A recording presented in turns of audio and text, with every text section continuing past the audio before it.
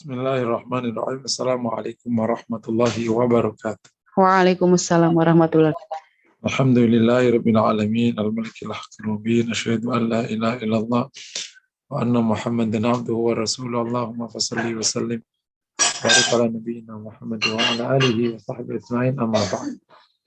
Jamaah majlis jamaah formulati yang dirahmati Allah, peserta kuliah FHI yang berbahagia, kita bersyukur bisa kembali mengikuti kuliah Formulati Institute. Semoga niat usaha kita diterima Allah Subhanahu wa taala. Setiap Selasa malam kita berkesempatan untuk mengkaji sekaligus menjiwai dan latihan mengamalkan sifat-sifat baik dan menghindari sifat-sifat buruk atau disebut dengan penyakit hati. Semoga semua usaha kita, niat kita ini terbimbing oleh hidayah dan taufik dari Allah Subhanahu wa taala. Tentang al-qunut, salah satu penyakit atau sifat buruk yang harus dihindari. Sifat buruk itu disebut dengan penyakit hati, ya. Itu adalah al-qunut atau putus asa. A'udzubillahi minasyaitonirrajim. Bismillahirrahmanirrahim. Qul ya ibadiyalladzina asrafu ala anfusihim la taqnatu min rahmatillah innallaha yaghfiru dzunuba jami'a innahu ghafurur rahim. Surat Az-Zumar ayat 53. Ini Quran langsung menyatakan, melarang sifat ini. Hai hamba-hambaku yang melampaui batas pada diri mereka sendiri, la taqnatu min rahmatillah, jangan putus asa dari rahmat Allah. Innallaha yaghfiru dzunuba jami'a, Allah mengampuni semua dosa. Innahu ghafurur rahim, yang Maha Pengampun, Maha Penyayang. Jadi Allah yang melarang kita putus asa. Dan Allah SWT tegaskan betul tentang Allah mengampuni semua dosa. Jadi tentang sebentar ya. Sebentar. Ini. Ya, ada bunyi apa, Ustadz? Ya, bunyi line. Line. Oh ya, baik. Nah, terkoneksi ya mungkin. Ya, ini sudah diputus. Ini Allah Ta'ala tegaskan larangan sifat ini. La taqnatu min rahmatillah. Dan Allah Ta'ala tegaskan, innallaha yaghfiru dzunuba jami'a. Jadi Allah mengampuni semua dosa. Ini sekaligus juga menjadi dasar. Pengampunan itu datang dari rahmat Allah. Pengampunan itu datang dari rahmat Allah. Karena Allah sayang pada hambanya, maka Allah akan mengampuni hambanya. Atau maghfirah itu sebenarnya bagian dari rahmatnya Allah SWT. Dan Allah tegaskan, Dia Maha Pengampun, Dia Maha Rahim. Innahu ghafurur rahim. Bahkan di ayat yang lain Allah tegaskan tentang bahwa al-qunut itu bukan sifatnya orang mukmin. Wa may yaqnut rahmatillah illa qaumul kafir. Yang putus asa dari rahmat Allah itu hanyalah orang yang mengingkari Allah. Kalau dia tidak mengingkari Allah, dia tahu Allah itu Rabb-nya, dia tidak akan putus asa dari rahmat Allah. Makanya kalau kemudian kok ada orang beriman kok putus asa dari rahmat Allah, jangan-jangan hatinya itu tidak kenal baik dengan Allah. Kalau dia kenal baik, apalagi beriman, itu tidak akan putus dari rahmat Allah. Kenapa? Karena Allah itu Maha Rahman, Maha Rahim. Nah, di konteks ini larangan sifat ini atau penyakit ini kan berhadapan dengan sifat yang wajib, ya, yang disebut dengan roja atau berharap pada Allah. Ini salah satu sifat baik yang sangat mendukung manusia, yang namanya harapan kepada Allah. Sekaligus juga manusia didorong untuk menghindarkan diri dari sifat buruk yang namanya putus asa itu, karena itu bahaya untuk manusia. Tetapi dalam faktanya itu menarik. Justru setan itu mendorong orang putus asa dan berhenti berharap kepada Allah. Adalah yang Mati aja dah. Jadi justru didorong putus asa. Padahal Allah yang dorong untuk berharap. Kalau bahasa, apa sih susahnya berharap? Udah nggak kuat aku. Lah kan kamu kuat atau nggak kuat kan hidup berjalan. Paham ya? Emang kalau putus asa itu kemudian masalah selesai? Enggak. Emang kalau putus asa itu hidup bisa berhenti? Enggak. Ini logika yang luar biasa kuat. Karena hidup berjalan. Satu-satunya pilihan, hidupkan nyala harapan. Dan matikan putus asa. Tapi setan tidak akan izinkan itu. Dia akan dorong putus asa dan mematikan harapan. Supaya apa? Supaya hubungan dengan Allah menjadi buruk, bahkan bisa sampai ke level yang paling bahaya, bunuh diri, kemudian hidupnya menjadi buruk, tidak bergerak, lemah, dan seterusnya. Allah, Rabb kita, Yesus mendorong kita hidupnya baik, bergerak terus, kuat akan situasi yang dihadapi, dan insya Allah hasilnya baik. Itulah antara harapan sama putus asa. Putus asa ini, Bapak Ibu yang dirahmati Allah, cukup bahaya karena yang pertama, karena akan menghentikan aktivitas. Begitu putus asa, orang sudah tidak bergerak. Dan kalau orang sudah tidak bergerak, maknanya dia sama dengan orang mati. Minimal dia masuk kategori lemah. Dan itu dilarang oleh agama. Allahumma inni a'udzubika minal ajzi wal kasal. Saya berlindung kepadamu dari lemah dan malas. Nah ini sekaligus menegaskan betapa Islam itu mendorong hal baik. Mendorong kita kuat, mendorong untuk terus berjalan, dan seterusnya. Nah ini yang pertama. Jadi akan mendorong orang untuk berhenti. Tidak bergerak.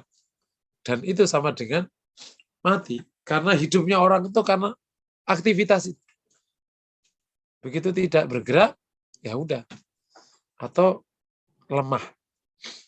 Yang kedua, nah, apa dampaknya kalau nggak bergerak? Ya berarti apa saja yang menjadi tugas hidupnya nggak berjalan. Kan Allah SWT berikan tugas pada kita. Berikan tujuan dalam hidup. Berikan fungsi. Kalau itu tidak berjalan, ya berarti ia gagal dalam hidupnya. Karena hidup itu kan untuk berbuat. Yakni berbuat baik. Sementara ketika putus asa, itu berhenti sudah. Artinya dia bisa menghentikan proses menuju tujuan hidup. Yang kedua, dengan putus asa, itu ada semacam, kalau dalam bahasa ini, memutus hubungan dengan Allah. Inqita'ul ittisal billah. Putusnya hubungan dengan Allah. Karena kan hubungan kita dengan Allah itu bentuknya bisa doa. Bentuknya bisa ibadah. Bentuknya apapun yang bisa zikir. Begitu putus asa, itu kan berarti orang ini udah nggak mau tahu dengan Robnya yang Maha Rahman Maha Rahim. Berdoa juga enggak, ya apalagi beribadah. Biasanya kalau sudah putus asa, ya sudah. Kayak misalnya, ini hanya ilustrasi sederhana. Ada orang udah usaha nih, tapi udah sekian lama, ditagih, udahlah putus saja udah bisa dihubungin. Karena udah ada harapan, dah dihapus saja lah. Kalau di dalam buku keuangan udah diputihkan aja deh. Udah lupain. Nah, bagaimana seorang hamba memutus? Udahlah, nggak usah doa, nggak usah apa. Dia memutus hubungan dengan Allah. Bahkan nomor 3 yang ini agak khawatir. Itu yang disinyalir atau yang dikhawatirkan oleh Shahibul Hikam, ya, Ibnu Hikam Al-Iskandari. Itu adalah bahwa orang ketika putus asa, apalagi putus asa dari rahmat Allah dan ampunan Allah, itu seakan-akan menuduh Allah itu tidak rahman dan tidak rahim. Itu yang lebih bahaya. Menuduh Allah tidak rahman, tidak rahim. Padahal Allah itu maha rahman, maha rahim. Seakan-akan Allah itu tidak al-karim, tidak ar-razzaq. Gitu. Sifat-sifat mulianya Allah SWT. Yang memberi hambanya baik yang diminta dan yang tidak diminta. Wa atakum, kata Allah, wa atakum min kulli ma sa'altumu. Dan Allah telah berikan pada kalian semua yang kalian minta, semua. Allah memberi itu.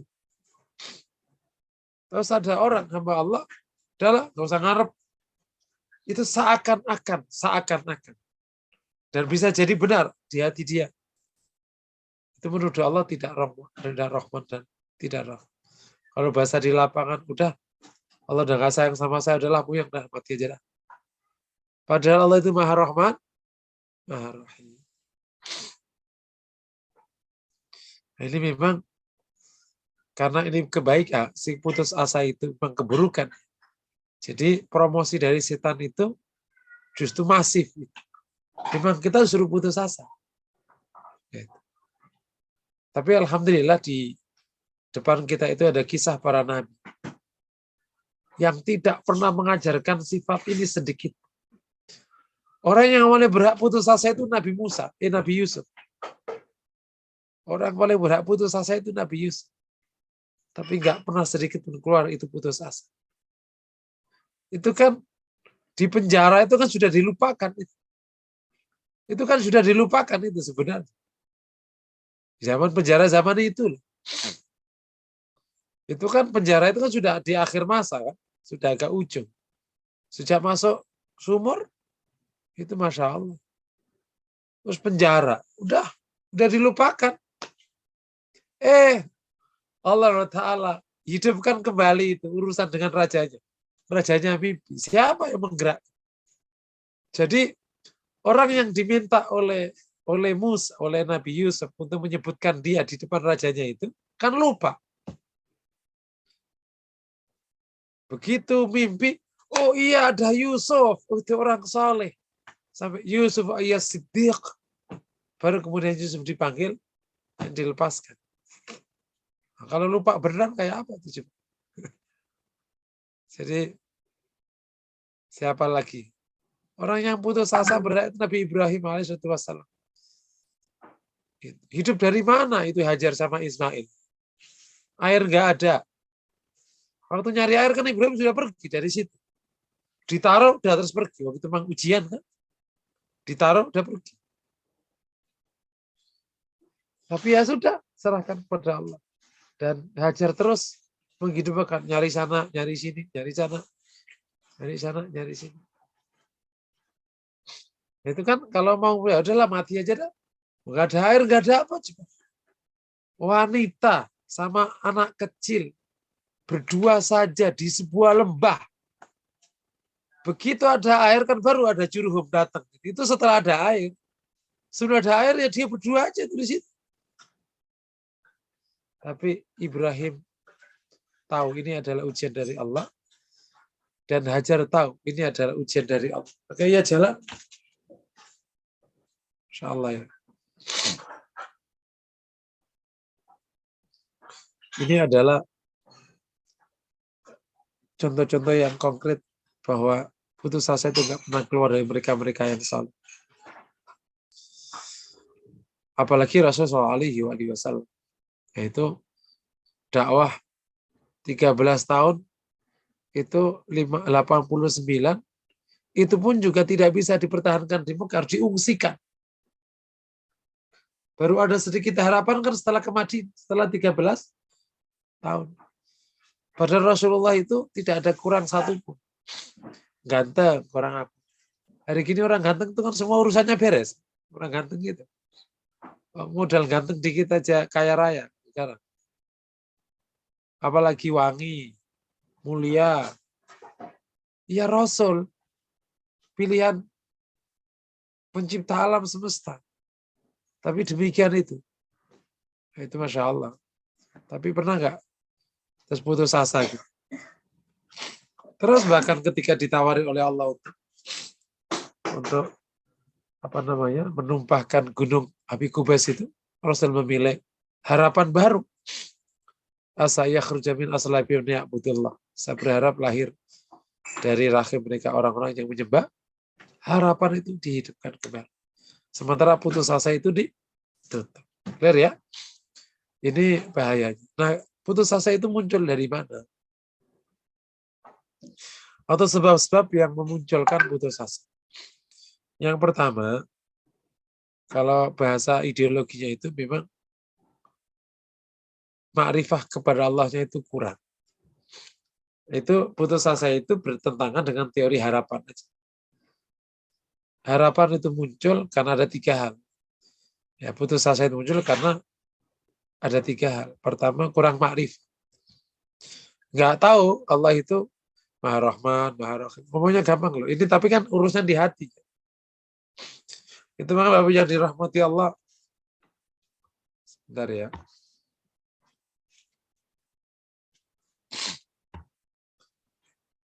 Logikanya dalam dakwah itu kan boleh dong putus asa. Karena saking semangatnya untuk menjalankan dakwah agar orang bisa taat beragama. Tapi kan terkadang situasinya berbeda. Membuat kita marah dan seterusnya. Tapi nggak boleh oleh Allah SWT, nggak boleh. Gitu. Karena itu akan mendorong sedikit keputus asa. Begitu kita terus tegang, marah, terus nggak solusi, udah putus asa itu. Makanya sering saya sampaikan di sini itu Bapak yang dirahmati Allah. Kenapa saya dorong Bapak-bapak itu rileks kalau ada kayak gini? Karena kalau kenceng tuh, kenceng, sampai batas di mana Anda tidak punya solusi. Akhirnya apa? Adalah capek. Putus asa. Lain kalau rileks. Adalah rileks aja lah. Gimana? Allah kalau kasih hidayah selesai seketika. Terus kenapa? Ya sudah, nggak apa-apa. Terus kayak kira-kira. Itu yang kemudian Allah larang kita untuk sedih atas perkataan mereka. Kenapa mereka tidak dapat hidayah? Ya sudah, itu urusan Allah Ta'ala. Tugasmu apa alaina, mama alaika. Illal bala. Kau tidak punya kewajiban kecuali menyampaikan. Ngaji kita nih, udah ngaji aja. Terus aja kita. Ya. Ini juga perlu diantisipasi ya. Memang kalau pengajian itu padat seperti sekarang itu bisa secara penelitian memang setahun atau maksimal 2 tahun. Jadi kalau ini penelitian ya, makanya ini kita harus perlu hati-hati. Kecuali kalau tayang itu seminggu sekali itu 4 tahun. Tayang seminggu sekali itu 4 tahun. Maksimal. Bahkan salah satu pemilik acara itu 4 kali itu seminggu sekali itu hanya bertahan setahun. Tapi kalau setiap hari, jadi kalau seminggu sekali maksimal 4 tahun, dia di atas tahun udah bagus. Di atas tahun udah bagus. Tapi kalau setiap hari, mentoknya setahun.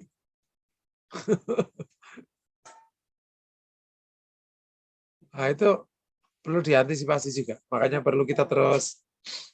Nah tapi kalau sebulan sekali, itu bisa sampai di atas 10 tahun. Karena itu berarti 100 pertemuan. Di 100 pertemuan kan, kalau sebulan sekali. Dan kalau 3 bulan sekali, itu juga nggak pas. Itulah Roma Irama. Jadi Roma Irama itu hanya tampil setahun tuh 3 kali atau 4 kali. Makanya dia menjadi raja dangdut itu nggak berhenti. Nah sementara ada orang yang tampil cepat. Tapi ini kan bukan urusan dangdut, ini kan ngaji ya. Udah ngaji aja dah. Tapi ya secara ilmu komunikasi perlu dilihat. Tapi yang dirahmati Allah perlu terus dijaga istiqomah dari para peserta, di-maintain agar kita terus bisa, karena perjalanannya masih panjang ilmu ini. Ini kan baru penyakit hati kan, belum bakal Asmaul Husna, masih panjang, masih jauh sekali.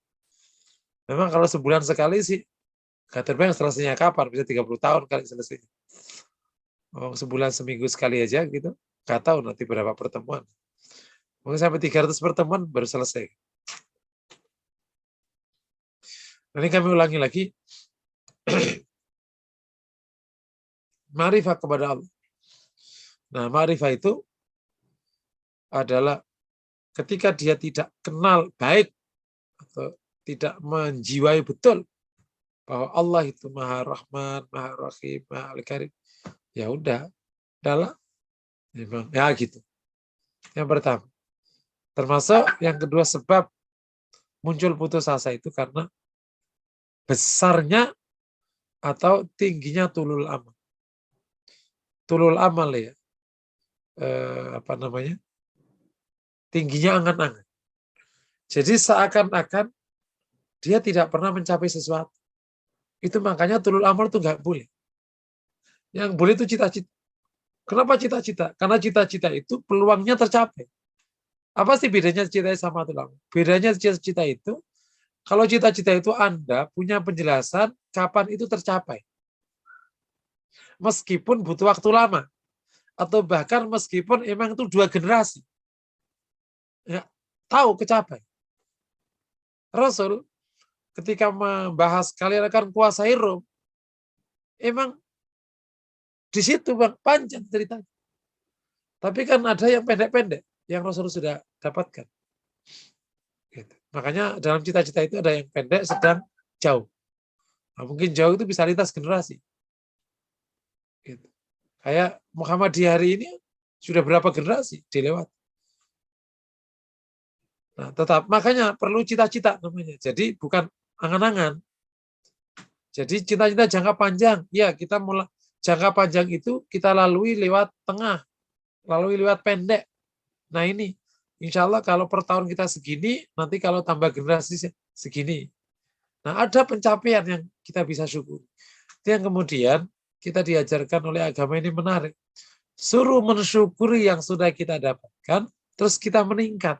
Jangan sampai tidak mensyukuri. Kalau tidak mensyukuri itu bisa ketemu putus asa. Allahumma inni asbahtu minka fi nikmatin wa afiyatin wasita. Fa'ati ma'alayya nikmataka wa afiyataka wasitruka fid dunya wal akhirah. Insyaallah saya pagi hari berlimpah kenikmatan darimu. Ya, kesehatan darimu dan penjagaanmu atas kekurangan kami. Maka sempurnakan kepada kami halal itu. Kenikmatan, penjagaan, dan kesehatan. Jadi kita ada namanya kemenangan-kemenangan kecil yang kita syukuri. Nah, kemenangan besarnya nanti. Jadi awas ya, kita cita-cita, jangan tulul amal. Kukur aja. Gitu. Nah, ini bagian dari cara-cara ngolah hati ya, agar tidak kejebak. Makanya saya termasuk yang tidak terlalu nyaman dimotivasi itu menggunakan istilah mimpi. Kau bermimpilah yang enggak suka, bercita-citalah. Gitu. Karena mimpi ini bisa masuk kategori tulul amal. Namanya mimpi. Berapa dari mimpi? Enggak. Kamu bercita-cita, enggak mimpi. Bercita-cita keukur. Mimpi enggak keukur. Kalau ada orang ngomong itu serah-serah. Karena kita ada tuntunan agama kan. Kalau nggak ada tuntunan agama, maka serah-serah. Yang ketiga, salah satu sebab munculnya atau putus asa itu memang tidak dekat dengan Allah. Nggak dekat. Kalau dekat, harapan muncul. Biasa. Tapi kalau nggak dekat, ya gimana mau berharap pada Allah? Ya itu putus asa, nggak dekat. Jadi baginya tidak ada yang bisa dimintain tolong. Nggak dekat. Padahal Allah itu maha penolong. Ini ngomongnya gampang. Prakteknya kadang dikit-dikit dan bos aja lah.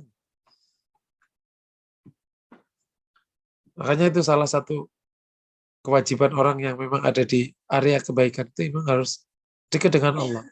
Supaya setiap ujian yang dilewati itu merasa terus terbimbing oleh Allah SWT.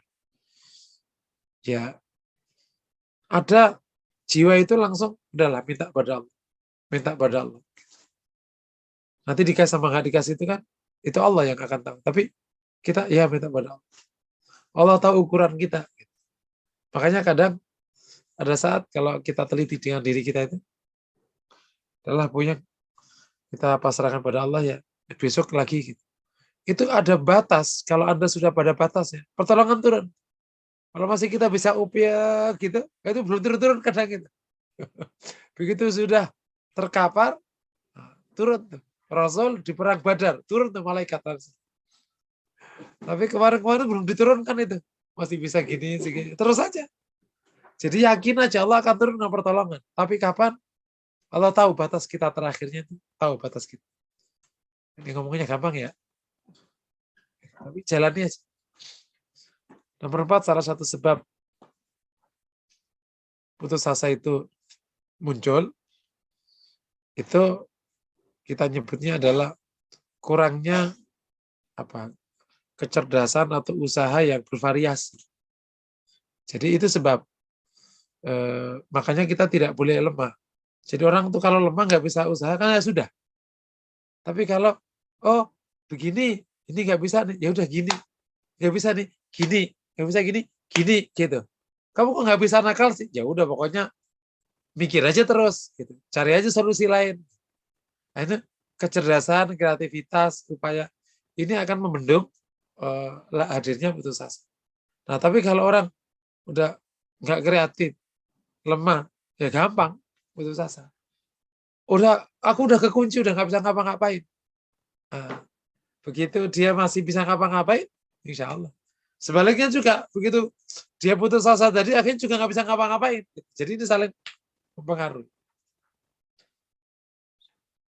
Makanya kalau anak-anak yang agak kreatif, memang agak panjang nafasnya. Itu yang kemudian kita perlu didik anak-anak kita itu 3 kecerdasan, sedikit keluar dari tema. 3 level kecerdasan. Yang pertama kecerdasan memori. Ada sekian mata pelajaran yang itu butuh memori. Kayak hadis, ya, fakultas saya. Terus memorinya kuat. Kalau nggak kuat ya nggak jadi fakultas hadis. Jadinya fakultas analog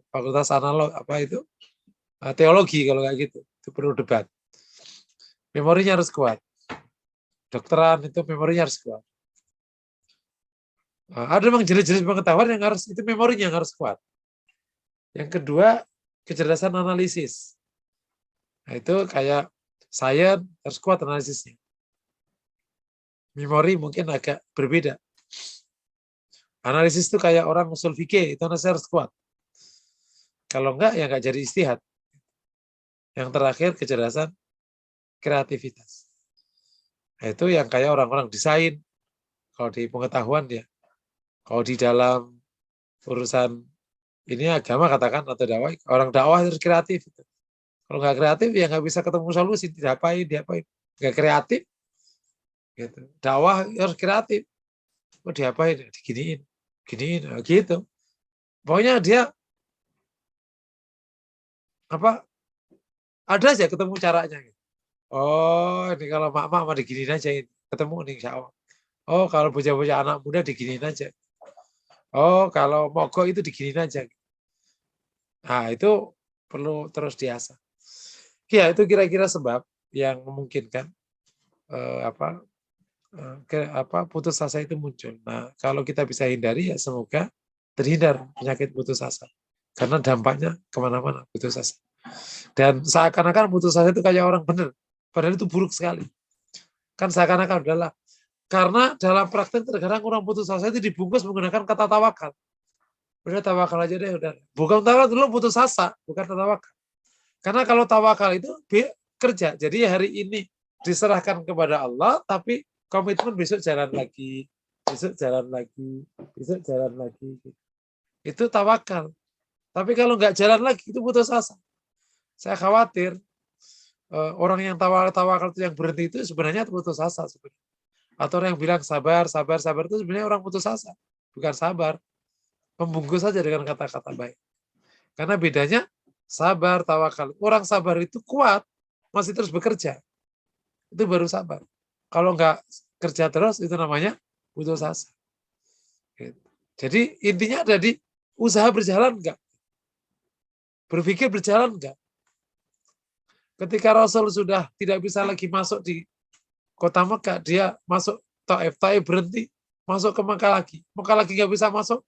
Kisah Jubair bin Mut'im, akhirnya tindak-tindak orang haji terus sampai dapat. Itu kan mana lagi ini gini lagi, terus saja nggak berhenti sampai di Madinah, apalagi nih, nggak berhenti. Tapi rileks nggak? Rileks aja. Nah ini bagian dari sifat-sifatnya luar biasa yang perlu kita tiru. Semoga Allah bimbing kita, terutama Bapak yang ada di pengurus formula hati ya, harus terus diasah, karena memang kita pada pilihan kita terutama karena pandemi ini secara ritme kajian itu memang sudah pada batas yang sangat mentok ya. Tapi ya bismillah aja, semoga Allah gitu. Jadi saya waktu memilih ini ingat teori komunikasi itu di presentasi, tapi ingat pula para kiai di kampung. Kok bertahan tuh kan ngaji setiap hari gitu, ngaji setiap hari gitu. Ya udah jalan aja, ganti-ganti murid, yang ini sudah tamat ganti murid baru, yang ini tamat ganti murid baru, terus gitu. Kayak misalnya kiai-kiai yang ada di pondok-pondok itu kan setiap hari ngajinya, bahkan pagi siang sore ngajinya, dan berjalan aja, dan nanti Allah akan perpanjang itu nafas dakwah dengan izin Allah SWT. Wallahu a'lam. Sampai poin ini kalau ada pertanyaan dipersilakan. Baik, jazakallah khair Ustadz untuk paparan materi dari kuliah kita malam hari ini tentang berputus asa.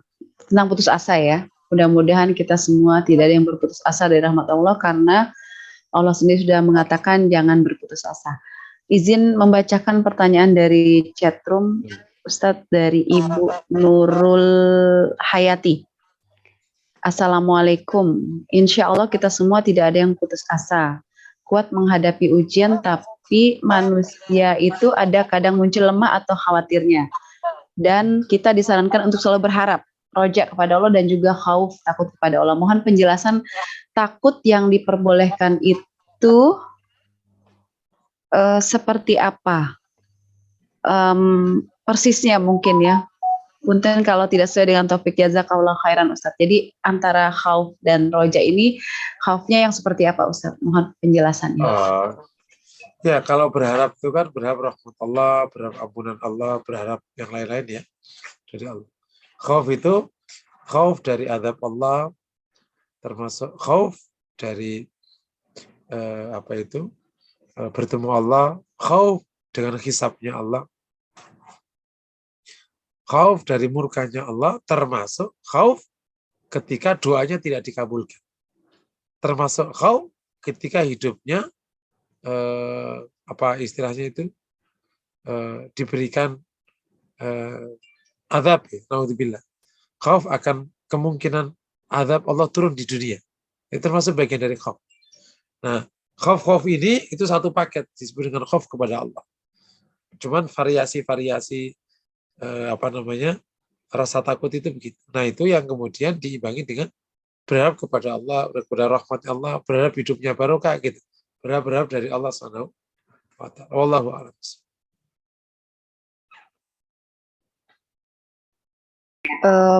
Itu dari Bu Nurul Hayati pertanyaannya, semoga sudah jelas ya jawaban dari Ustadz. Saya cek dulu Ustadz di layar Zoom saya, sebentar ini ada chat masuk. Mohon dari Ibu Elis Gustianti dari chatroom, beliau bertanya, mohon penjelasan perbedaannya makrifat kepada Allah di poin pertama dengan dekat dengan Allah pada poin ketiga. Kalau dekat dengan Allah sudah pasti mengenal Allah. Mohon penjelasan antara makrifat dan dekat dengan Allah. Tafadhol Ustaz. Ya, jadi kalau makrifat itu kan memahami tentang Allah dengan seluruh komponen ruhiyahnya, otaknya, hatinya, rasanya. Jadi kalau bahasanya makrifat itu ngerti persis sedetail-detailnya. Tapi bukan hanya di otak. Ada orang yang tahu Allah itu Maha Rahman, tapi hatinya nggak ngerasa. Itu namanya belum makrifat. Ketika ada orang ada masalah. Ya udah minta pada Allah. Yakin karena saya tahu, tapi bukan hanya urusan ini, bukan urusan otak. Allah itu Maha Rahman Maha Rahim. Nah gitu. Bahasanya itu gitu. Sehingga disebut ma'rifah itu. Kalau takarub itu sudah ada aktivitas. Sudah ada aktivitas aktivitas untuk mendekat kepada Allah. Yang disebut dengan pakai yang wajib atau yang sunnah. Wallahu a'lam. Demikian Ibu Elis, semoga sudah lebih jelas perbedaan antara ma'rifat dengan dekat kepada Allah. Saya izin cek di layar Zoom saya, Ustadz, ini. Saya rubah dulu ke galeri. Sebentar, belum ada yang raise hand. Ada 3 layar di laptop saya. Ini sudah masuk pertanyaan 1 di chatroom. Izin saya bacakan dari Bapak Sujono. Assalamualaikum warahmatullahi wabarakatuh. Waalaikumsalam warahmatullahi wabarakatuh. Mohon dijelaskan kiat-kiat bagaimana untuk menjaga optimisme akan pertolongan Allah, Ustaz. Oke, jadi sebentar ya. Kok layar saya jadi nggak full. Oh ya, saya rubah ke galeri sebentar, Ustaz. Oke, silakan. Ini, udah belum? Belum, sebentar, Bu. Tapi nggak apa-apa lah, biar Ibu ini. Di saya full, Ustaz, show. Oke ya, full ya.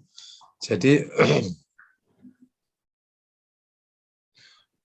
yang pertama itu perlu tadi kembali kepada ma'rifah.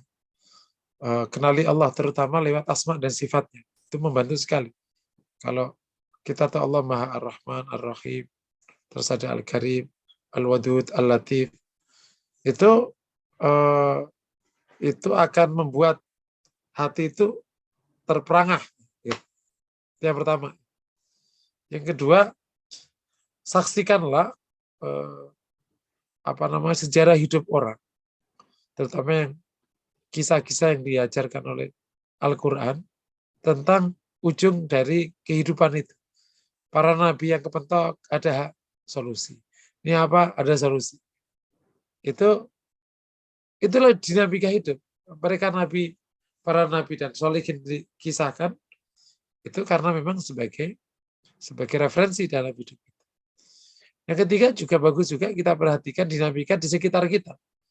Itu juga akan memberikan pelajaran. Iya kok, betul kok. Gitu. Allah akan kasih. Gitu. Nah sehingga harapan itu insya Allah muncul. Termasuk juga dinamika hidup kita sendiri. Dinamika hidup sendiri itu kan kita juga tahu dari kecil kita ini, dari kita. Oh iya, gitu. Kalau kita teliti, kita akan bisa mengatakan bahwa memang kita harus banyak berharap kepada Allah SWT. Dan Allah akan nolong kok kita. Cuma kadang kita kurang sabar aja. Gitu. Itu mungkin beberapa tip yang bisa membuat harapan itu masih terus membumbung tinggi. Wallahu a'lam bishawab. Jazakallah khair, Ustadz, untuk jawaban pertanyaan dari Pak Sujono. Selanjutnya ada Ibu Sis Miliana yang bertanya di chat room. Izin bertanya, kalau tasawuf itu bagaimana, Ustadz? Tasawuf. Kaum sufi ya mungkin. Ya. Ini agak sedikit keluar dari tema. Tasawuf itu, ini kisah agak lama sebenarnya. Tasawuf itu satu sistematika orang dalam tazkiyatun nafas atau dalam ilmu hati dan praktek-praktek kedekatan kepada Allah yang sudah terstruktur rapi. Nah ini sebenarnya dulu kisahnya itu awalnya kisah biasa. Dulu orang beragama ya normal aja kayak orang hidup diajari Rasulullah, terus ada sholat, macam-macam. Sampailah kemudian di satu masa ada titik di mana beberapa raja itu kan akhirnya mulailah punya kehidupan yang khas raja, yang mewah-mewah, yang apa, termasuk para pedagang-pedagang besar. Nah, lihat situasi itu ada sekelompok orang yang merasa ini tidak sejalan dengan zaman Rasulullah. Nah, mereka akhirnya mengadakan pemberontakan sosial namanya. dalam bentuk bukan pemberontakan politik ya, sosial, maka dia mengkampanyekan hidup sederhana yang fokus ke ibadah dan seterusnya. Nah, orang-orang yang fokus begini akhirnya menggunakan baju suit, baju bludru, karena yang kaya itu pakai katun, pakai sutra, gitu. Yang suit ini yang sederhana. Akhirnya orang ini mengkelompok, fokus ibadah, fokus zikir, itu tasawuf itu. Sampai kemudian akhirnya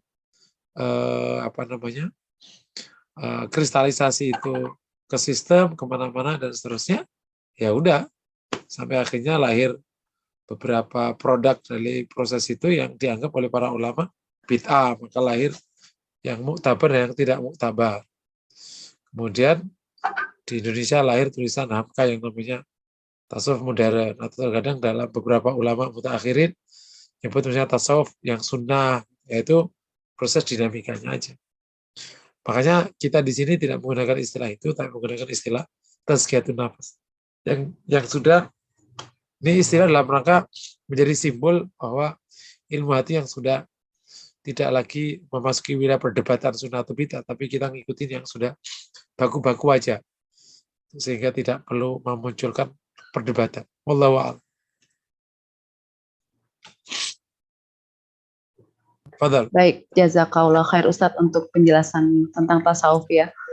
Banyak sekali tasawuf di Indonesia ya. Kita tidak membahasnya karena nanti panjang sekali. Baik, sudah ada yang raise hand di layar Zoom, Ibu Yuli. Saya lihat beliau raise hand. Kepada Ibu Yuli disilakan untuk bertanya langsung kepada Ustadz. Assalamualaikum warahmatullahi wabarakatuh. Waalaikumsalam warahmatullahi wabarakatuh.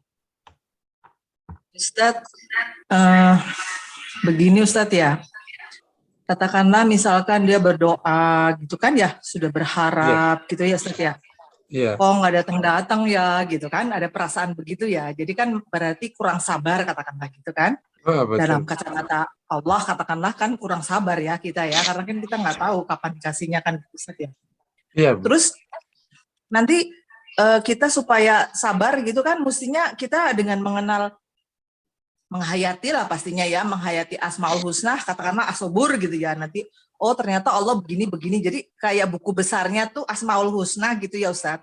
Terus kita paham, oh begini, terus kenyataan yang pernah kita jalani, katakanlah tadi Ustadz bilang, fenomena yang pernah kita alami kan juga akan membawa kita ke keyakinan bahwa ya tunggu aja nanti Allah kasih, katakanlah gitu Ustadz ya. Itu pas kena masalah begitu. Nanti masalah apa lagi gitu. Jadi semuanya itu kayak dinamika gitu. Terus tapi kita perlu piawai gitu Ustadz ya. Piawai tadi membaca ini terus dikaitkan dengan Asmaul Husna. Terus pengalaman kita juga gitu. Itu emang harus begitu ya Ustadz ya, supaya kuat gitu Ustadz ya. Bagaimana Ustadz? Mohon Ustadz penjelasan. Iya. Dinamika hati untuk menyikapi dinamika hidupnya itu sebenarnya bagian dari proses pematangan kita di tazkiyatun nafs. Ya hampir-hampir tidak ada orang yang gitu ya, ketemu para nabi dan orang-orang tertentu yang Allah mudahkan. Tapi kalau kita semua yang awamun nas ini untuk mencapai kayak gitu emang dinamika. Kadang sebagaimana bab iman Yazid wa yanqus, tambah naik dan turun atau tambah dan berkurang, demikian proses kematangan dalam ilmu hati ini. Gitu hampir-hampir putus asa, kan nggak boleh. Terus lagi gitu. Jalan lagi, udahlah capek, nggak boleh lagi, sampai akhirnya benar-benar putus asanya itu udah putus, nggak pernah ada putus asa, sudah terus jalan terus dinamis gitu. Yang kadang misalkan mulai tambah rileks, kemudian akhirnya semangatnya terus membara tapi nggak berlebihan, terus saja gitu, kayak nggak ada putus-putusnya dia. Katakan ini ganti, ya udah ganti lagi deh, ini nggak bisa, jadi ini aja deh gitu, dan seterusnya, terus memperbaiki diri. Emang gitu Bu, kira-kira. Dan itu bagian dari juga kita harus minta kepada Allah supaya Allah terus kuatkan kita untuk menjalani, tidak terjebak dalam putus asa dalam konteks apapun ya. Nah, masalah kesehatan diri, masalah finance, termasuk masalah anak, masalah apa. Dan yang menarik gitu, kalau kita sudah mulai kayak mentok itu mentok kan. Kalau mentok itu kan doa terbaiknya kan, ya Allah, sudahlah, ini kami usaha kami di detik ini. Kami serahkan kepadamu, kami akan mikir baru. Kan gitu kira-kira. Nanti insya Allah itu jalan lagi itu kayak gitu. Kalau kita teliti ya dengan diri kita. Jadi ibarat kalau ada orang mau mentok, ada kebuka lagi gitu. Kebuka lagi gitu. Memang insya Allah memang kita tidak diperkenankan untuk putus asa. Wallahu a'lam. Ya, misalkan contohnya juga gini Ustadz ya. Iya. Antara katakanlah kita semangat katakanlah gitu ya, semangat mencapai cita-cita katakanlah gitu kan juga girohnya tinggi ya Ustadz ya. Betul. Terus berharap juga, usaha juga. Tapi kadang-kadang karena kelewatan gitu Ustadz ya. Jadi kan jadi nggak sabar katakanlah gitu ya. Jadi itu memang antara ke kanan ke kirinya itu memang harus di tengah ya supaya kita ya konsisten gitu Ustadz ya. Itu memelihara kan nggak gampang Ustadz itu. Betul. Jadi kalau kekencengan jadi nggak sabar, kalau ke kirian maksudnya tuh jadi nggak usaha kan gitu ya. Nah itu kan. Betul. Nah itu memelihara. Betul. Itu bagaimana supaya jadi di tengah-tengah ya gitu. Itu memelihara tengahnya ini ya kita harus punya apa ya, kepengetahuan tentang diri kita tuh ya di sini aja deh gitu. Ya gitu. Ya itu emang dinamika sampai kemudian dengan latihan kita dan kita teliti dengan diri kita itu akhirnya yang segini deh. Oh ternyata kalau saya bersemangat segini itu ternyata akhirnya kanan kiri saya nggak ada yang bisa kejar, malah bukan jadi kerjaan gitu. Malah akhirnya malah gagal gitu. Oh ya berarti aku ngerem sedikit deh. Gitu. Kita akhirnya juga tahu. Atau kalau kita diem ternyata kok malah mati, nggak ada orang jalan. Oh berarti kurang kenceng dikit deh. Nah sampai kemudian kita tahu polanya segini deh. Oh segini deh. Lama-lama insya Allah ketemu sendiri. Karena kan kita terus evaluasi diri kita lah. Gitu. Wallahu a'lam. Jadi kayaknya memang mirip-mirip kayak orang jalanin mobil itu ya Ustadz ya. Ketemu itu di rem, terus gas lagi, rem lagi gitu Ustadz ya. Betul. Mirip-mirip. Kenapa kok kita kekencengan? Loh, kok saya nyalip dari tadi ya udah ratusan mobil. Ya Allah 170 ternyata. Oh ya keren. Orang ketinggalan sekali gitu ya. Saya di mana nih? Timku kok udah di mana? Lah kemana nggak ada yang ikut? Berarti kekencengan itu kan. Wallahu a'lam. Ustadz syukron. Insyaallah. Jazakallah khair Ustadz untuk jawaban pertanyaan dari Ibu Yuli tentang sabar ya. Katanya sabar itu memang tidak ada batasnya. Baik, saya cek kembali di chat room, belum ada yang bertanya. Saya cek di YouTube juga belum. Alhamdulillah di YouTube sudah ada yang menyimak, ada 6%. Di layar Zoom juga belum ada yang resen lagi. So, mungkin kita bisa lanjutkan kembali materi kita. Tafadol. Ini ada beberapa ayat yang bisa menjadi salah satu inspirasi. Ustadz, sebentar. Ini ada pertanyaan masuk baru saja. Oh gitu. Boleh saya jeda? Boleh Bu. Boleh Bu, silakan Bu. Bagaimana jika kita putus asa dengan urusan yang kita hadapi, kemudian beralih kepada urusan yang lain, dan akhirnya mendapatkan hasil yang lebih baik. Keputusasaan kita itu berujung baik. Bisakah cerita putus asa tadi dibilang putus asa yang positif? Ini mungkin mentok di satu, kemudian beralih ya, seperti yang tadi Ustadz gambarkan. Tafadhol. Jadi sebenarnya kalau dari sudut pertanyaan kecil ini, itu belum disebut dengan putus asa, karena dia sebenarnya beralih di satu bab ke bab yang berikut. Katakan kalau satu bab nih pertanyaan bab usaha, misalnya kayak gitu. Katakan bab usaha apanya, usaha sambel, dalam mentok kayaknya nggak laku. Udahlah kita usaha kopi, kok lancar. Itu bukan putus asa, itu namanya alih produk. Nggak apa-apa, itu bagus. Dan itu di konteks pilihan-pilihan keputusan itu kan sudah ada rumusannya. Kapan boleh beralih? Jangan setiap ada masalah beralih, ya nggak jadi. Itu bukan tidak putus asa, itu namanya orang nggak fokus. Kalau dikit-dikit beralih. Tapi kalau sudah mentok, tok, tapi kok nggak beralih, itu namanya orang bodoh atau apa. Jadi kalau udah tahu, memang secara istihad. Contoh ada orang memaksa jualan es di musim dingin. Ya, itu sama saja nggak apa ya, nggak faktual gitu. Ya kalau musim dingin jualan bakso, musim panas jualan es, kan itu standar tuh dalam kisah kecil yang selalu dipakai di training ya. Ya kalau udah tahu ini hari ini hujan ya itu jangan jualan es. Ya kenapa ya, susah lakunya. Ya cari aja yang panas-panas. Makanya seorang penjual es lilin itu yang di kampung-kampung itu biasanya dia punya 2 gerobak. Musim dingin dia jualan bakso, kalau musim panas dia jualan. Biasanya gitu. Nggak satu rata-rata. Allah alam. Jadi kalau tadi ngeliatnya belum putus asa, itu cuman beralih beralih bidang. Tapi kan kerjanya masih. Gitu. Kecuali kan udahlah berhenti, mati aja. Itu putus asa baru. Wallahu a'lam. Baik, jazakallah khair Ustadz. Dengan arti kata kita harus mempunyai 2 alternatif ya dalam berusaha. Tadi kalau untuk yang khusus usaha ya, kalau musim ini mungkin berlaku untuk semua juga. Kalau mentok di satu kita bisa ambil alternatif. Tapi nggak boleh tadi yang pindah-pindah itu ya Ustadz ya. Berarti nggak fokus. Ya, jadi itu emang harus pas ya. Tanya sama yang pintar-pintar usaha itu. Bukan setiap saat pindah ya itu akhirnya yang nggak ada usaha yang jadi, itu namanya palu gada. Apa lo mau gua ada. Tapi juga jangan sampai kita juga kayak orang yang benar-benar kayak tidak punya pilihan gitu. Jelas-jelas itu sudah nggak masuk nih. Ya berarti harus cari alternatif baru. Kayak kemarin pada waktu COVID itu kan mentok-tok properti, tok. Ya bertahan, dalam waktu bertahan ya jualan beras kan gitu kemarin itu. Nanti balik properti lagi kalau lagi bergerak. Misalnya gitu. Orang-orang yang usaha kemarin yang bertahan itu begitu. Yang bertahan itu. Kalau yang dia nggak punya pilihan lain ya mati. Wallahu a'lam. Ya, baik. Pertanyaan di chatroom sudah dijawab dan di YouTube belum ada yang bertanya, mungkin masih menyimak. Alhamdulillah. Selanjutnya bisa dilanjutkan Ustadz. Kita sudah ada beberapa ayat yang bisa menjadi inspirasi dan panduan kita dalam memahami penyakit ini atau sifat buruk ini. A'udzubillahi minasyaitonirrajim. Wa idza an'amna 'alal insani a'rad wa na'a bi janibi. Wa idza massahu syarru kana ya'us.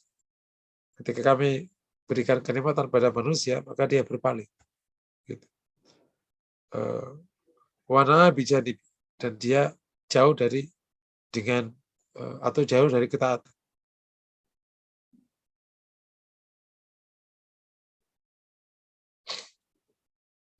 Wa idza massahu syarru kana ya'usa. Kalau ditimpa keburukan, dia putus asa. Jadi orang itu gitu orangnya. Jadi kayak datnyat gitu. Kalau lagi dapat kenikmatan itu langsung foya-foya. Begitu sudah berpaling dari Allah ya. Begitu ada masalah, udahlah mati aja. Jadi udah kayak ini, kayak trampolin. Gitu. Oh, lagi tinggi-tinggi, begitu amblok-amblok. Gitu. Orang itu stabil, bagus. Itu surat Al-Isra ayat 83. Artinya kita punya peluang sifat itu ya, harus hati-hati. Allah sindir kita. Manusia itu begitu kelakuannya. Kelakuannya itu nggak moderat gitu, ekstrim. Lagi dapat, gitu. Begitu nggak dapat, langsung mati aku. Gitu. Biasa aja, gitu. Saya udah biasa aja. Kalau dapat biasa aja, kalau nggak dapat biasa aja. Jadi tengah gitu. Nggak dapat ya nggak usah putus asa, nggak usah bunuh diri, biasa aja. Lagi ada duit ya biasa aja. A'udzubillahi minasyaitonirrajim, surat Hud ayat 1. Alif lam ra kitabun uhkimat ayatuhu tsumma fussilat min ladun hakimin khabir. Loh, enggak ada urusannya ini. Bukan Hud. Hud yang ayat 9 ya. Yang ayat 9 bukan ayat 1. Walain adzaqnal insana minna rahmatan tsumma naza'naha minhu innahu la ya'usun kafur. Kalau kami cicipkan manusia rahmat, kemudian kami cabut rahmat itu darinya, sebenarnya dia itu langsung putus asa dan mengingkari. Dikasih duit nih, cabut langsung ya baru enak sedikit. Ya Allah susah amat hidup gitu. Bukan biasa aja. Kalau biasa aja. Baru dapat kerjaan proyek. Nggak lama cabut ya. Baru juga enak bentar, udah susah lagi. Wes potongan, 5 potongan. Padahal biasa aja, biasa aja. Mas, kayaknya kok sepi lagi. Ya udahlah, biarin aja. Nah gitu maksudnya. Yang bagus itu. Makanya saya suka perlu relax gitu, ternyata emang nggak boleh trampolin begitu, itu nggak boleh. Terlalu hahaha gitu. Yang gitu, yang tenang. Oke ya.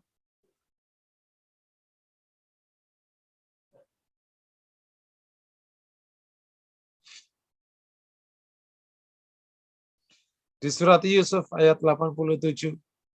Ya baniya dhahabu fatahassasu min Yusuf. Ini betul itu. Di Yusuf itu ya Allah, ajaran banyak sekali. Makanya insya Allah kalau untuk yang Rebu pagi ya kalau nggak salah.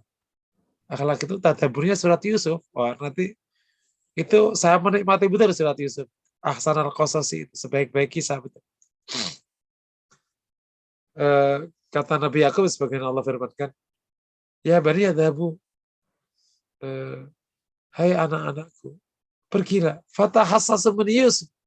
Maka coba enduslah Yusuf itu. Rasakanlah Yusuf itu. Wa akhi dan saudaranya. Wala tayasu min rauhillah. Jangan putus asa deh. Padahal ini sudah hilang hampir 40 tahun. Bayangin aja. Ayah sampai demikian. Jangan putus asa dari rahmat Allah. Gitu. Itu, ya ini firasat seorang nabi ya. Anaknya nggak mati. Anaknya itu nggak mati firasatnya seorang nabi. Karena dia sudah bermimpi kan. Ada 11 bintang yang sujud itu. Innahu la yai'asu min rauhillah illal qaumul kafir. Sungguhnya tidak putus asa dari rahmat Allah kecuali orang kafir. Hanya orang kafir yang putus asa dari rahmat Allah. Kenapa? Karena nggak beriman kepada Allah. Kita beriman. Beriman. Allah ada. Allah Maha Kuasa. Allah Maha Rahman. Maha Rahim. Terus. Jadi semoga Allah Allah jaga gini. Biasanya kalau salah satu tantangan ngaji tazkiyatun nafas itu kalau habis materi itu langsung ada ujian. Berat juga. Makanya semoga Allah ringankan hidup kita. Ujiannya tuh langsung Ustadz. Langsung diuji untuk keikhlasan, kesabaran, menahan amarah, luar biasa. Betul begitu. Ya, semoga Allah mudahkan ya. Yang penting kita banyak berdoa aja.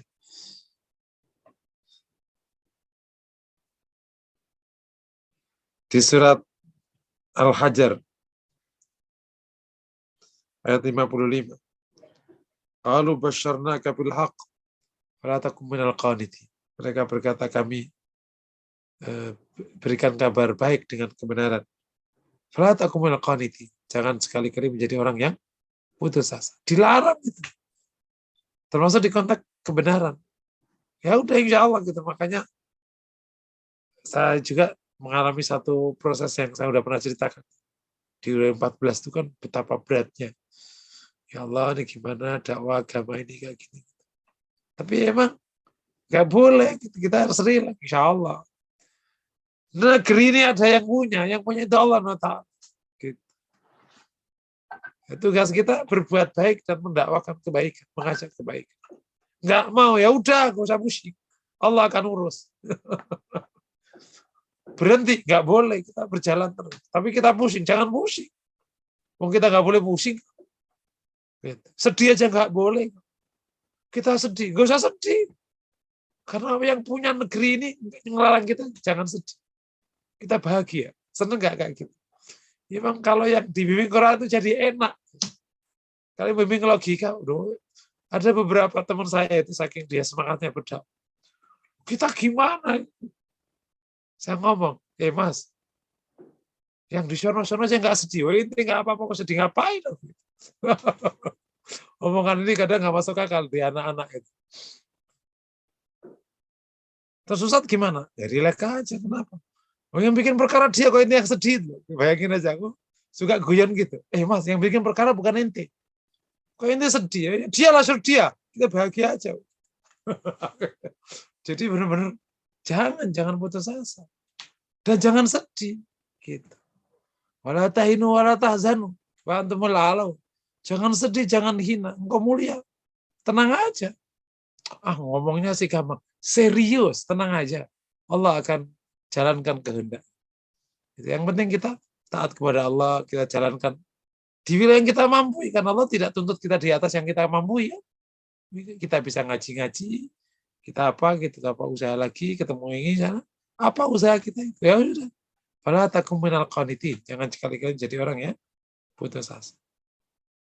Qala may yaqnut min rahmatillahi illa min rahmati rabbih illa dhallun. Siapa yang putus asa dari rahmat Rabbnya kecuali orang yang sesat.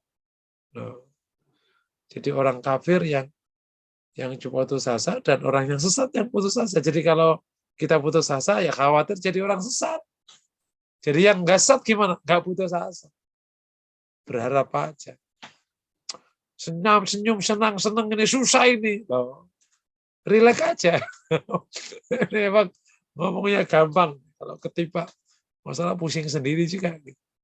Tapi ngelihat para pejuang, para apa itu memang nafasnya panjang. Dan salah satu membuat nafas panjang itu memang kita tidak boleh berlebihan. Gitu. Termasuk dalam konteks kita berdakwah dan termasuk ngurusi yayasan ya kita pokoknya relax aja. Tapi jangan sampai relax itu santai ya. Relax itu tidak santai ya. Relax itu relax jiwa. Jadi tidak tegang. Tapi bukan santai, cepat kita.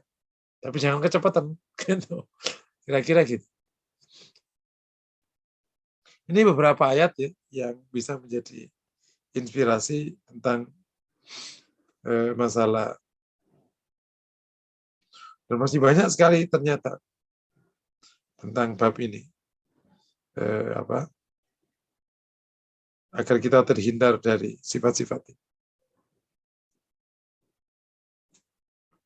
Jadi kalau melihat banyaknya ayat yang terkait ini memang putus asa benar-benar dapat perhatian serius dari Al-Quran untuk dihindari, bukan untuk dikerjakan. Karena benar-benar bahaya. Begitu putus asa, itu sama saja kehidupan itu berhenti. Terus apa artinya hidup? Berhenti.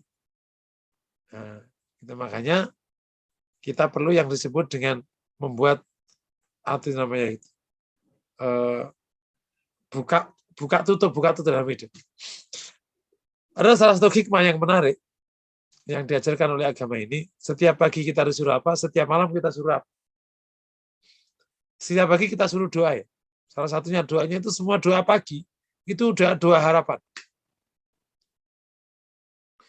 Allahumma apa gini? Allahumma tadi asbahna minka fi nikmatin wa afiyatin. Wasitr Fatima alayya nikmataka wa afiyat wa sitrika fitinal akhirah. Apalagi Allahumma ini asbah wa asbahal mulku lillah walhamdulillah. Itu semua itu doa-doa. Doa minta keselamatan, doa terhindar dari yang rumit-rumit. Wah itu semua.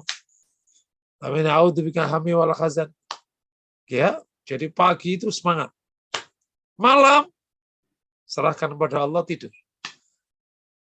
Allahumma ini alja'tu dhahri ilaik, fadhu amri ilaik, la marja wala jamika ila ilaik. Ya Allah, saya sandarkan punggungku kepadamu dan serahkan urusan kepadamu. Salah satu doa ya yang dibacakan sebelum tidur. Tiada tempat bersandar kecuali Engkau. Gitu. Amantu bika, wa binabiyika alladhi arsalta, wa bi kitabika alladhi anzalta. Saya beriman kepadamu dan kepada Nabi yang kau utus dan kepada kitab yang kau turunkan. Jadi setiap malam itu emang close, udah. Waktunya tidur. Mikir, nggak usah. Gitu. Ngomongnya gampang. Jadi nggak perlu masalah itu dibawa ke tidur. Itu nggak perlu, ngapain. Jadi masalah itu berhenti sebelum tidur. Menjelang tidur, kita punya Allah. Ya Allah, fawwatu amri ilaik. Nah, tugas kita tidur. Gitu. Jadi tidur itu tugas. Itu salah satu bentuk usaha dalam hidup namanya tidur. Wah itu kok nggak mau usaha, udah waktunya tidur mas. Loh kan masa belum selesai, masih ada hari esok. Tapi kalau kita nggak meng-close sebelum tidur, itu yang disebut dengan menyeret-nyeret masalah ke hari berikut. Itu nggak selesai. Jadi ya pagi mulai ketemu masalah jam 4 sore. Terus jam 4 sore ini dibawa pulang ke rumah. Waktu ke rumah, akhirnya ada konflik dengan istrinya. Karena masalah dibahas di rumah. Kemudian akhirnya tidur nggak bisa tidur. Karena nggak bisa di-cut, nggak bisa diturunkan lewat tafwid kepada Allah. Nah, dia kan suruh tidur, dia nggak mau tidur. Akhirnya malah jam 4 itu mundur sampai jam 12. Sampai jam 2 nggak bisa tidur kan. Akhirnya tambah masalah lagi. Jadi masalah jam 4, ditambah masalah dengan istrinya, ditambah masalah dia nggak bisa tidur. 3 kan, akhirnya dia masuk ke pagi hari. Pagi hari pusing, tambah masalah baru. Namanya pusing kepalanya. Akhirnya dia nggak bisa berpikir baik, masalah baru lagi. Paham? Coba kalau ngikuti cara agama. Masalah jam 4, besok pagi dipikir lagi. Jam 4 berarti masuk kategori ini pekerjaan baru yang namanya masalah yang munculnya dari kemarin. Tapi ini pekerjaan hari ini, kita selesaikan hari ini. Nah, kok belum selesai? Di-cut. Nanti masuk di pekerjaan hari kedua. Meskipun itu awalnya dari kerjaan hari pertama. Nggak apa-apa. Ini ngomongnya gampang. Kalau nggak biasa kayak gini, ketarik-tarik. Makanya Masya Allah, kalau saya pelajari agama ini dahsyat sekali. Memang Allah membimbing kita itu agar kita bahagia. Memang kita yang aneh aja, dibimbing oleh Robnya malah nggak mau. Malah nyari bimbingan setan, yang susah, yang hidup, yang repot, yang apa gitu. Padahal disuruh berharap, disuruh diserahkan kepada Allah, suruh berdoa, suruh tenang tidur, suruh bahagia, jangan sedih, jangan langsa, jangan merasa hina. Gitu. Masa gara-gara duitnya kalah merasa hina? Biasa aja, biasa aja. Mas kamu itu dulu paling keren di kelas, sekarang ini miskin. Ya gitu, makanya aku jadi nggak berani ketemu di alumnian. Ngapain? Relax aja. Allah yang nyuruh relax aja. Qul bi fadlillah wa bi rahmatihi fabidzalika falyafrah. Wa khairu mimma yajma'un. Katakan dengan karunia dan rahmat Allah, maka berbahagialah. Itu lebih baik daripada apa yang mereka kumpulkan. Ini enggak kayak gitu. Jadi insya Allah, kalau kita ngikuti Quran itu insya Allah. Jadi kalau kita kok nggak enak, jangan-jangan nggak ngikuti Quran. Gitu. Wallahu a'lam. Ada pertanyaan? Silakan. Ya Ustadz, jazakallah khair untuk paparan yang mungkin mendekati akhir perjumpaan kita. Masih ada Ibu Yuli yang raise hand, disilakan kepada Ibu Yuli, mungkin masih ada yang ingin ditanyakan kepada Ustadz. Tafadhali.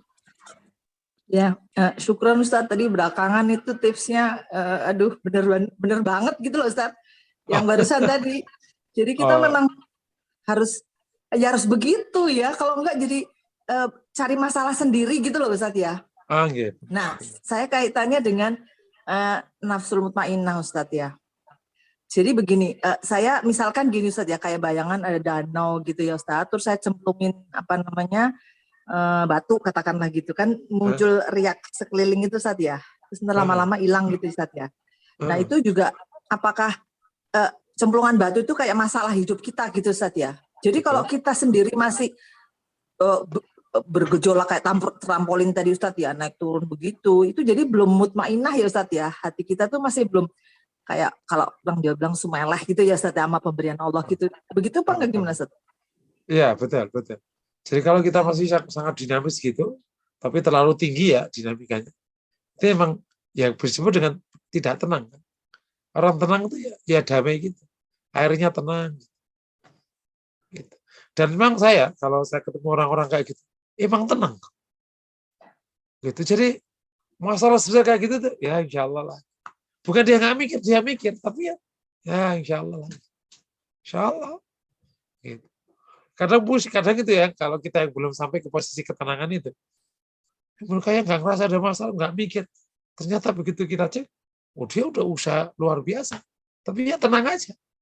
Nah gitu, emang itu kematangan jiwa yang luar biasa. Wallahu a'lam. Insya Allah. Meskipun ya ada sebagian orang yang tenangnya sebenarnya bukan tenang, karena dia malas. Ya, itu juga harus lo tenang apa malas ya? Karena kalau tenang itu dia bergerak tapi tenang gitu. Kalau malas itu kan nggak ada pergerakan. Jadi terkadang ekstrimnya nggak mau bergejolak sampai kayak riwah gitu, tapi akhirnya udahlah diam. Itu putus asa itu namanya. Gitu. Ini kemudian harus dicek supaya kita terjebak di salah satu kutub ekstrim itu. Wallahu a'lam. Jadi ada batas tipis ya antara tenang dan malas ya Ustadz. Iya gitu. Baik, ternyata bahasan kita pada malam hari ini kuliah Tazkiyah Tunas mengenai putus asa cukup menarik ya, Masya Allah luar biasa, dan banyak sisi yang harus dipelajari agar kita tidak termasuk orang-orang yang berputus asa dari rahmat Allah, karena ternyata rizki, ampunan, dan keberkahan dari Allah itu banyak sekali meliputi kita semua. Ya, hanya tinggal memasang mindset kita jangan jatuh kepada putus asa apapun yang Allah berikan. Sebentar Ustadz, ini ada yang meminta doa sebelum tidur tadi, mohon diulang. Saya terlewat menyimak doa sebelum tidur tadi. Mungkin ada yang dibacakan oleh Ustadz, bisa diulang. Iya, sebentar, karena itu saya perlu cek riwayatnya ya. Oke, baik. Nanti di-share di grup aja ya, mungkin ya. Karena saya grup di riwayat. Karena kalau saya doakan Allah ma'alja'tu dhahri ilaik, fatu abri ilaik, amantu bikit. Tapi khawatir nanti agak maju mundurnya, saya cek aja dulu riwayat. Ya, baik. Nanti kita share di grup WhatsApp kita ya, baik. Untuk Ibu Endah nanti akan dicari kembali sanad dan kesahihan hadisnya untuk doa tidurnya. Semoga nanti bertemu dan bisa di-share di WhatsApp grup.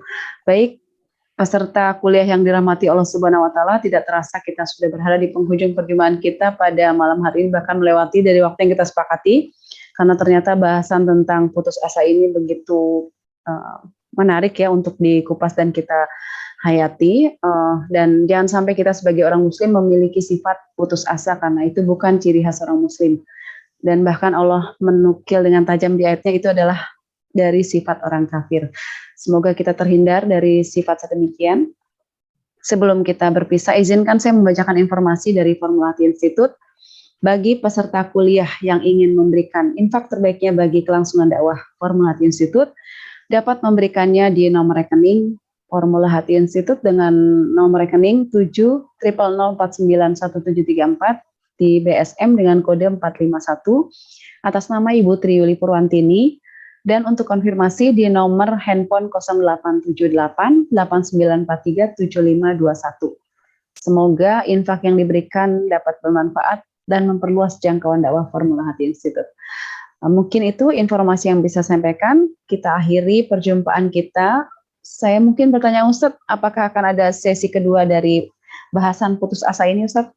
Ya, kelihatannya Bu. Ya, baik. Berarti tinggal pekan 2 poin, depan. Yaudah. Tapi kita harus menunggu setahun ya Ustadz untuk mengikuti sesi kedua ini. Iya, karena sudah akan berjumpa dengan 2022, berarti setahun lagi kita bertemu.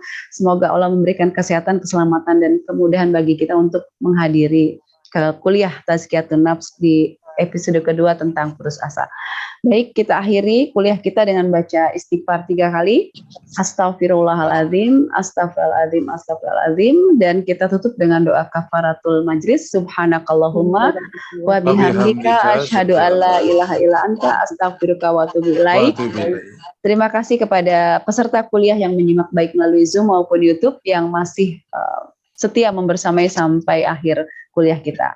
Saya akhiri, mohon maaf bila ada hal-hal yang kurang berkenan. Billahi taufik wal hidayah. Wassalamualaikum warahmatullahi wabarakatuh.